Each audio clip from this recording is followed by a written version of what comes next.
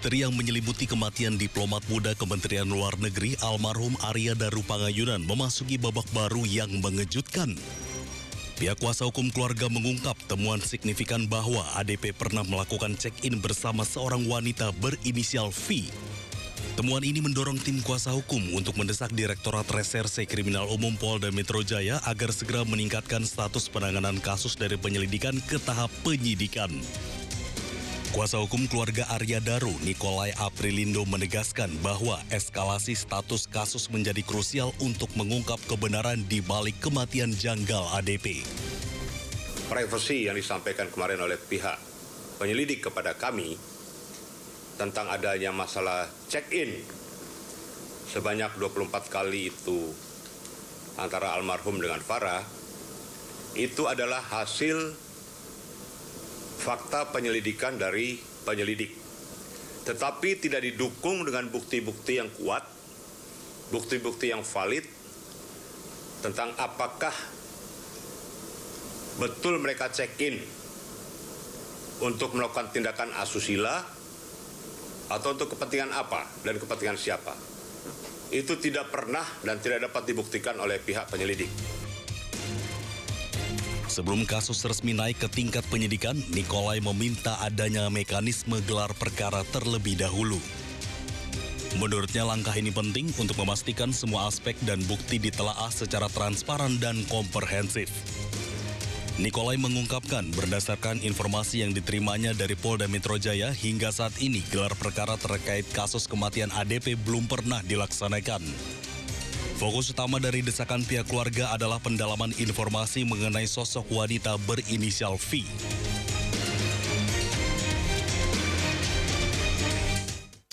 Pendalaman kasus ADP, jangan sampai hasilnya hanyalah bertele-tele. Untuk membahas perkembangan terkini pendalaman kasus kematian diplomat Arya Daru Pangayunan, sudah bergabung bersama kami penasihat hukum keluarga ADP Nikolai Aprilindo. Bang Nik, apa kabar Bang?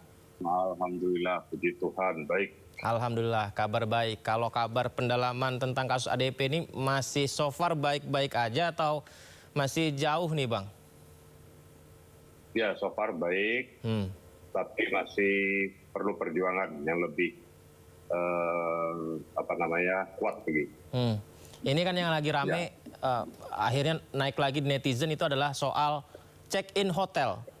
Tapi tadi dari keterangan Abang belum diberitahu dengan buktinya bahwa check-in ini urusannya apa begitu. Sebenarnya gimana nih hingga akhirnya ada Abang dan bukti ini bahwa ada check-in itu awalnya gimana Bang? Jadi pada saat kami memenuhi undangan dari Polda Metro Jaya, dari Direskrimum Polda Metro Jaya, kami menghadiri itu, kemudian pertemuan itu dipimpin oleh Wadir dan Kabid Humas Polda Metro Jaya. Dan dihadiri oleh Kasubdit Reskop dan beberapa pejabat lainnya termasuk dari lapor, forensik, lapor, kemudian dari RSGM, dokter forensik, dan penyelidik sendiri hadir. Nah di situ kami mempertanyakan atas undangan itu apakah ada hal-hal baru yang perlu disampaikan. Kemudian kami pertanyakan juga kenapa disebut privasi selama ini? Apa sebenarnya privasi itu? Lalu Wadir mengatakan kita dengar saja apa yang disampaikan oleh penyelidik, hal-hal yang menjadi temuan-temuan dari fakta-fakta temuan dari penyelidik. Jadi kami sampaikan, baik kalau begitu kami dengar. Sebenarnya kami cukup berargumentasi juga ketika itu kami ingin supaya media dihadirkan juga di dalam. Tapi nggak boleh? Supaya bisa terungkap, tidak ada yang disembunyikan. Tapi dari pihak Wadir, Kabid Humas, itu keberatan atas hadirnya media di dalam. Oke lah, kalau begitu kita dengarkan. Setelah kita dengarkan, ternyata ada beberapa hal yang cukup bagi kami mengagetkan juga, bahwa pertama adalah masalah sidik jari. Jadi saya mau luruskan dulu masalah sidik jari ini. beberapa waktu lalu ada seorang seorang staf ahli atau staf ahli Kapolri lah, purnawirawan lah gitu, AS ya. Dia mengatakan bahwa sidik jari itu memang ditemukan hanya satu yang bisa teridentifikasi. Tapi bagi kami sangat kaget ketika kami mendengar bahwa sidik jari ditemukan oleh penyelidik itu ada 4 sidik jari. 4 sidik jari? 4 sidik jari. Jadi 4 sidik jari yang ada di lakban. Di lakban yang melilit wajah almarhum, ini ada 4 sidik jari? Almarhum. Ada 4 sidik jari, hanya satu yang bisa teridentifikasi, yaitu milik almarhum. Sedangkan yang 3 itu katanya rusak. Saya tanya, rusak oleh apa? Rusak oleh cuaca, bisa oleh cuaca, bisa oleh berbagai hal. Saya kerja lagi berbagai hal itu apa? Ya mungkin setelah nempel tuh kehapus dan sebagainya, jadi tidak terbaca 12 titik yang ada di sidik jari itu. Nah, saya pertanyakan dalam tempus dan lokus yang sama, kok bisa 4 sidik jari hanya satu terbaca, yang ketiganya itu bisa terhapus atau bisa rusak. Itu secara ilmiah itu penalarannya gimana? Saya bilang itu. Maaf saya potong Bang Nik. Ini kan lakbannya dililit ke wajah ya. 4 sidik jari itu bukan berarti bahwa ada 1, 2, 3, 4 di lakban itu ya. Tapi bermacam-macam sidik jari dan diidentifikasi ternyata ada 4 jenisnya. Begitu kan ya? Betul. Kan nggak mungkin hanya 4 sidik jari saja ya, tapi banyak sidik jarinya setelah diteliti ternyata salah satunya jelas, tapi 3-nya rusak, begitu? Betul, ya. Dan saya tanya juga, arah lilitan lakban itu dari mana? Coba menurut penyidik dari mana? Karena saya melihat akhir gulungan dari lakban itu kan ada di leher sebelah kiri. Oh di sini, nah, oke. Ya, di akhir gulungannya itu kan. Lakban sisa itu ada di leher sebelah kiri kan. Nah, penyidik mengatakan bahwa lakban itu dililitkan dari atas ke bawah. Saya tanya lagi, kenapa lakban itu pada saat olah TKP pertama digunting?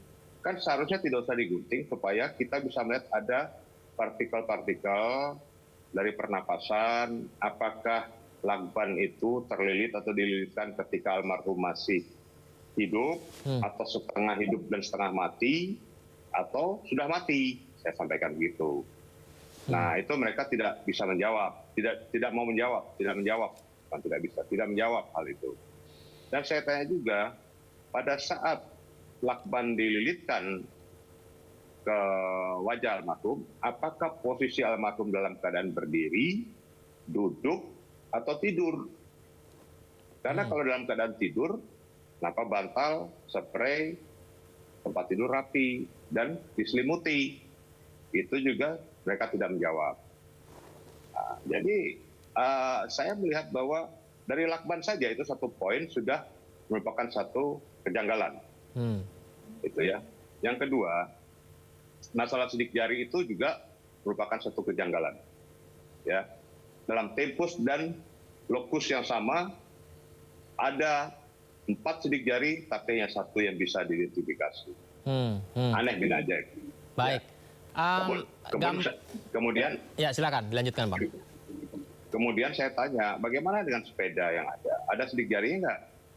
Nah, diperiksa nggak? Kemudian di spray, dibantal, diselimut, diperiksa nggak sidik jari? Nah, mereka mengatakan tidak bisa diperiksa. Kenapa? Karena teksturnya. Nah, tidak bisa diperiksa. Sedangkan saya mendapat informasi dari seorang teman saya yang juga ahli sidik jari di luar negeri, di salah satu negara tetangga kita. Dia mengatakan bahwa untuk sidik jari yang melekat di kain pun bisa diperiksa. Ini aneh. Itu Kemudian membantah hal itu ya berarti ya? Iya, saya baca artikel juga demikian. Jadi kalau dikatakan tidak bisa dibaca sidik jari, tidak bisa teridentifikasi sidik jari di bantal, di spray di tempat tidur, ya saya tidak tahu ya, alasan itu sangat tidak ilmiah. Gitu. Nah, kemudian masuk lagi pertanyaan-pertanyaan dan kemudian saya tanya mengenai privacy. Nah, dari privacy itu disampaikan bahwa hasil penyelidikan pihak kepolisian didapat fakta bahwa almarhum pernah bersama dengan seorang wanita memesan beberapa kali kamar untuk check-in di hotel di wilayah Jakarta. Nah, saya tanya berapa kali? Ya sekitar 24 sampai 25 kali. Siapa yang memesan? Yang memesan itu menurut data dari platform jasa penyedia hotel itu bergantian dipesannya. Kemudian saya tanya, apakah ada bukti dengan mereka memesan hotel itu untuk kepentingan siapa dan untuk apa? Nah, kemudian apakah ada bukti mereka berbuat tindakan asusila di hotel itu? Apakah ada bukti mereka masuk ke kamar bersama dari hotel itu? Kalau ada tanggalnya kan di hotel bisa dicek CCTV juga ya Bang Nik ya? Seharusnya. Nah, namun penyidik tidak bisa menjawab itu, penyelidik. Alasannya? Karena saya tanya buktinya apa? Jadi mereka hanya berdasarkan keterangan saksi, seorang resepsion hotel, kemudian security, kemudian dari platform penyedia jasa layanan bookingan hotel itu. Jadi saya bilang, wah kalau hanya itu saja yang didapat, kemudian di framing bahwa almarhum ini check-in 24 kali, 25 kali, pertanyaannya untuk kepentingan apa dan untuk siapa? Itu kan bisa ditelusuri. Dan oleh karena itu saya minta, kalau memang ada hal itu, perdalam periksa wanita yang bersama dengan almarhum dan yang juga yang memesan kamar itu. Periksa, dia pesan kamar itu apa, untuk siapa, dan apa yang diperbuat di kamar itu. Periksa. Dan saya tanyakan juga, apakah ada pihak-pihak yang berkeberatan atau yang merasa tersinggung atau merasa marah dengan kejadian itu. Apakah sudah diperiksa pihak-pihak itu? Dikatakan tidak diperiksa. Saya tanya juga, bagaimana dengan suami dari Farah? Apakah sudah diperiksa? Tidak diperiksa. Ini mulai mengerucut jadinya bagi saya. Yang pesan hotel itu siapa Bang Nik? Yang pesan hotel itu almarhum kah? Dijelasin nggak? Atau wanita itu kah? Seperti saya sampaikan tadi, secara bergantian. Ada wanita itu yang pesan, ada juga almarhum yang pesan. Tapi nggak diperiksa ya wanitanya ya? Nah, saya tanya apakah si wanita itu sudah diperiksa? Ya kami sudah periksa 2 kali. Oh pernah? Tapi kalau di BAP yang pernah ditayangkan pada saat Zoom dengan keluarga, itu hanya seputar mengenai pemeriksaan itu, almarhum curhat ke si wanita ini mau bunuh diri dan sebagainya. Tapi tidak ada masalah-masalah yang sensitif seperti tadi saya sampaikan. Itu nah, ini apa yang dimaksud polisi privasi itu Bang Nik? Iya, betul. Berarti betul. Bang Nik ini mengambil resiko informasi yang polisi klaim privasi dan tidak boleh diumumkan, tapi Bang Nik sampaikan di sini. Betulkah demikian atau udah izin polisi membolehkan? Nah, saya ambil resiko karena apa? Ini harus diketahui publik. Karena kan yang mengumumkan pertama itu kan polisi. Bahwa privasi kan. Nah, privasinya apa itu kan menjadi pertanyaan publik. Yang selama ini tidak terjawab pertanyaan publik dan pertanyaan keluarga. Saya nggak tahu, Bang Nik, kalau di sebuah kasus hukum kayak gini, ketika ada ya dugaan asusila di baliknya, itu bisa disebut privasi dan nggak boleh diumumkan ya, Bang Nik? Banyak kejadian-kejadian seperti yang pembunuhan oleh polisi beberapa waktu yang lalu terhadap wanita, terhadap ini itu kan diungkap semua. Iya makanya. Tidak ada privasi. tidak ada privasi, ya kan? Jadi motifnya apa, Ya kan? siapa saja lah. Modusnya apa, motifnya apa kan diungkap. Kenapa ini harus disembunyikan dengan alasan privasi? Beberapa kali kasus pembunuhan yang dilakukan oleh oknum polisi terhadap wanita simpanannya, itu kan diungkap semuanya secara transparan. Hasil Ya kan? informasinya pun tidak disampaikan ya. Apakah yang disampaikan V itu keterangannya apa saja, hanya sekedar curhat mau bunuh diri saja ya? Betul, betul. Nah, makanya saya bilang diperdalam ini supaya bisa diketahui kalau betul ada hal-hal sensitif yang dilakukan berdua, ya periksa perdalam IV itu. Gitu loh. Jadi jangan hanya kita memframing almarhum yang sudah meninggal dengan hal-hal yang menjijikkan. Nggak boleh. Orang udah meninggal loh. Harus kita doakan semoga arwahnya diterima kan di sisi Allah Subhanahu Wa Taala. Jangan kita framing lagi dengan hal-hal itu. Balik ke sidik jari tadi Bang Nik, ini banyak banget ya yang jadi pertanyaan-pertanyaan kalau begitu ya. Sidik jari itu kan diperiksa di lakban, kemudian di kasur, di selimut itu katanya nggak bisa kedeteksi. Kalau di ruangan itu emang sidik jari cuma tertempel di situ saja Bang Nik? Maksudnya kayak pintu atau kalau lagi berjalan mengambil sesuatu mungkin meja di situ atau salah satu barang di situ itu nggak diperiksa? Diperiksa tapi katanya tidak ditemukan. Tidak ada sidik jari selain di lakban dan kasur selimut? Iya, dari kasur selimut pun tidak diperiksa sidik jarinya. Hanya dikatakan tidak mungkin diperiksa. Tidak bisa diperiksa. Baik. Bang Nik, kalau begitu dengan perkembangan yang seperti ini, keluarga juga terus meminta keadilan, kejelasan begitu. Langkahnya bagaimana nih ke depannya nih Bang Nik setelah ada beberapa kejanggalan lagi nih Bang Nik? Ya saya minta pada saat audiensi itu untuk segera dilakukan gelar perkara, kemudian naikkan statusnya ke penyidikan supaya ada upaya paksa terhadap siapa-siapa yang mengetahui peristiwa ini, siapa-siapa yang patut diduga terlibat dalam peristiwa ini, itu harus dilakukan upaya hukum, upaya paksa dalam pemeriksaan. Kalau dipanggil sekali dua kali tidak mau ya jemput paksa. Itu pertama. Yang kedua, apa komitmen dari pihak Reskrim Polda Metro Jaya? Saya tanya langsung kepada Wadir dan peserta yang ada dari Polda. Akhirnya Wadir mengatakan komitmen bahwa perkara ini dilanjutkan atau diteruskan, akan diteruskan.